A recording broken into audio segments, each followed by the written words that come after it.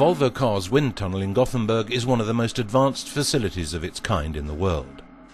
Here they carry out advanced tests in order to, amongst other things, reduce fuel consumption in tomorrow's cars. Normally they carry out these tests at speeds of between 70 and 90 kilometers an hour. But here it is also possible to simulate speeds of up to 250 kilometers an hour. It's also possible to control the temperature in here from 20 degrees up to 60 degrees Celsius. Most wind tunnels that were built in the 70s or 80s, the car was sitting still here in the wind tunnel and the wheels and the floor were also standing still. But that's not the case when you drive on the road, because the wheels are turning and the road is going underneath the car. So what we've done in the last 2 years is we've rebuilt our wind tunnel so we can simulate the road moving underneath the car, and we can rotate the wheels as well. So that way we get the exact simulation of how the air passes both over the car and under the car, and we get a better result. Before cars are driven into the wind tunnel and the tests can begin, a considerable amount of preparation is required. These types of tests have become increasingly important in order to succeed against the incredibly tough competition that exists on today's car market. Because of the increased demands on fuel economy and competitiveness on the market, we need to reduce our fuel consumption as much as we can at the same time as we make our cars attractive to customers.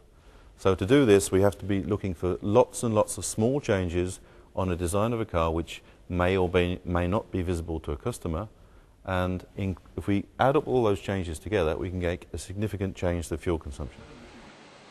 It is vitally important that a new design is not merely a design, but also contributes to reducing wind resistance and thereby fuel consumption. Here in the wind tunnel, designers quickly find out whether or not their creations function in practice. Sometimes we can work together because there's some ideas on a car which a designer really wants to work, and it's good for aerodynamics as well. Sometimes we have to make compromises where certain shapes have to be adapted to be aerodynamically optimized. And in other cases we do changes to the underneath of the car where the customer doesn't see this anyway, so it's an invisible part. On the new Volvo C30, there is a good example of how work here in the wind tunnel changed the design before the model went into production. On the original design, the radius on the rear lamp was quite soft all the way up to the top of the car. But we found in our testing in the wind tunnel, if we made the radius a little bit sharper just at the top here, we could reduce the aerodynamic drag of the car quite significantly. And this relatively small change resulted in lower fuel costs. For a normal customer, just this little change that you can't really see actually reduces the fuel consumption by between 5 to 6 litres a year. And it's a simple statement of fact that today's car buyers not only appreciate but also demand that car manufacturers make great efforts with this type of research. I think the customer notices it when he buys the car and sees what fuel consumption it has, because we have to work with both aerodynamics, weight, drive lines, and etc. to build a complete package, and all those packages need to be optimized as far as possible. It's my job to see that the aerodynamic part of the car is as optimized as it can be and the car is attractive to appeal to the customer. A lot is going to happen in this area over the coming years.